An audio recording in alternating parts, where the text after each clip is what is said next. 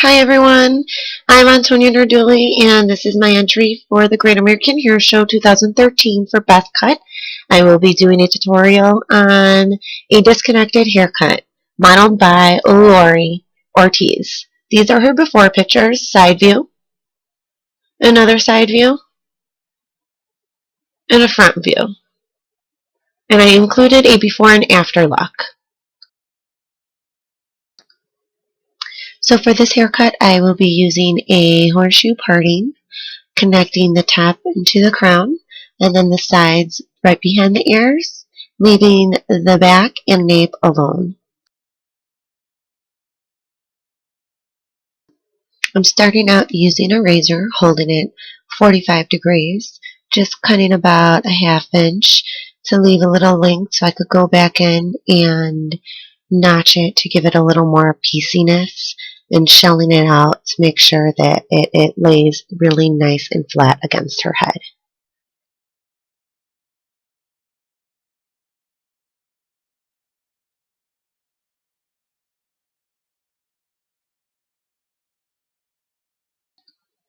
Now using my shears, I left about a ½ inch of the perimeter out. I'm taking about an inch to a ½ inch vertical parting, holding it in a 90-degree elevation, and my fingers at a 45-degree angle. This will create a tapered look. I'm also using a point cutting technique, which will help get rid of some of the bulk, give me a little more movement and texture into the haircut.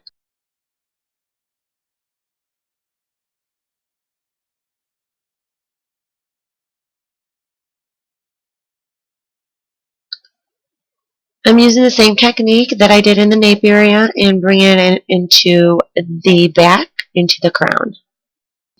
Now taking my part that I previously cut, I am using it as a traveling guide.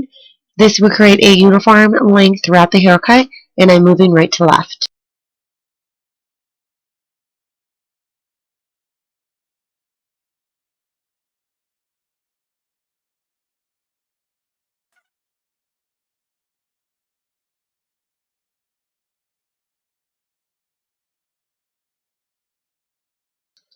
Now cutting out the earpiece, I'm point cutting around the ear, and I'm going to be slithering it down into the sideburn area to create an angular look.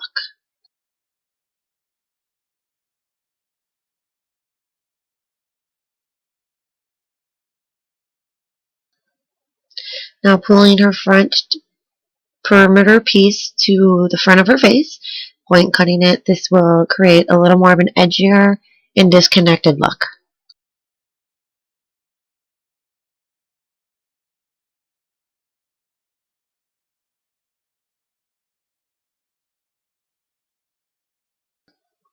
Now moving from the right side into the left, I will be using the same technique as I did in the right side.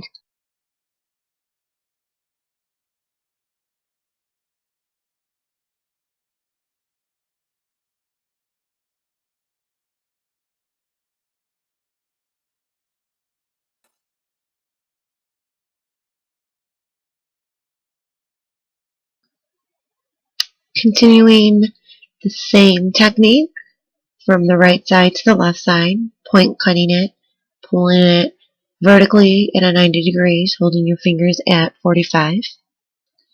Now moving on to the horseshoe parting, I will be taking an inch horizontal parting, moving it into the crown area.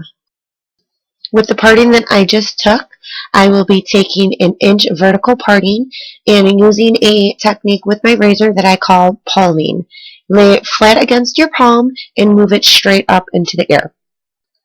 This will create a disconnection from the back going into the crown.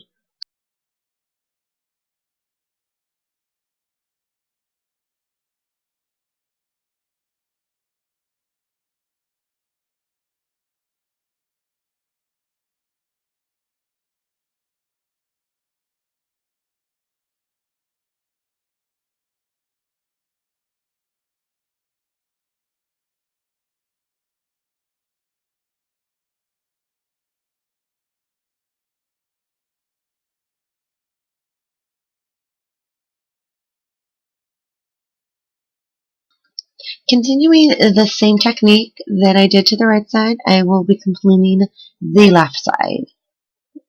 I'm also going into the hair and just picking out the ends of it to give it a little more of an edgier, piecier look. Now, taking an inch parting, I will be pulling that back into the crown, taking the pieces that I already cut into the crown, going into the piece that I pulled back. I will be cutting into it using a feathering technique. With this is going to give me a little more of a disconnection into the haircut, going into the fringe.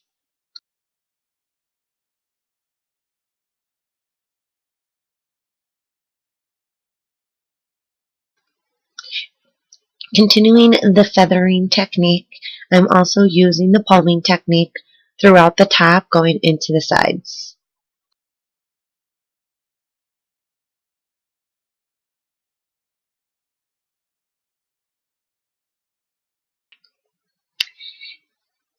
Taking the top and the fringe out of the clip and having it fall to the left per client decision. Taking diagonal 1-inch partings from the crown to the fringe, holding it 180 degrees using the palming and feathering technique. This will create a defined disconnect and leaving the fringe longer and keeping the top and crown shorter and piecier. Combing it all to the front and sides, feathering the top sections into the fringe to give it more defined disconnect, still holding on to the angles. This is going to give the top and the fringe a little more movement and flexibility to wear it different ways.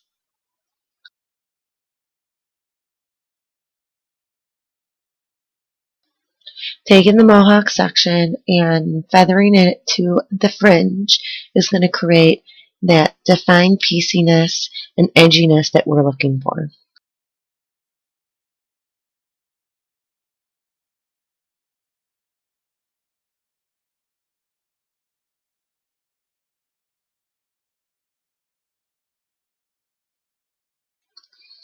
Using the same techniques that I used on the left side, I am using on the right side. This is just going to give her the option if she wants to wear anything to the left, going into the front, or wearing it back, and just giving her options of different styles so it's a little more versatile.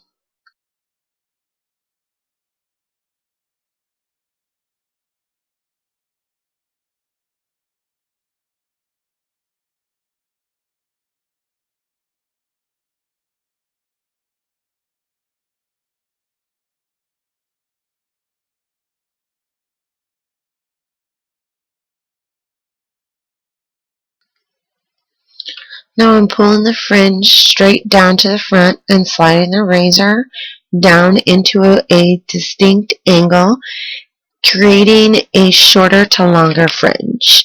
In between, I will be going ahead and piecing out and chunking out the fringe to give it more of a piecier look.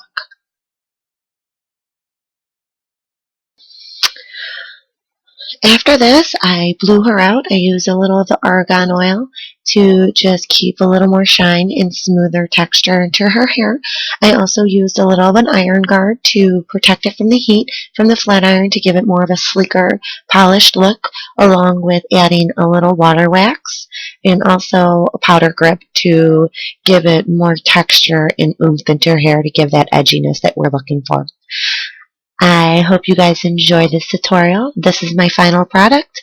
Thank you for watching. Take care now.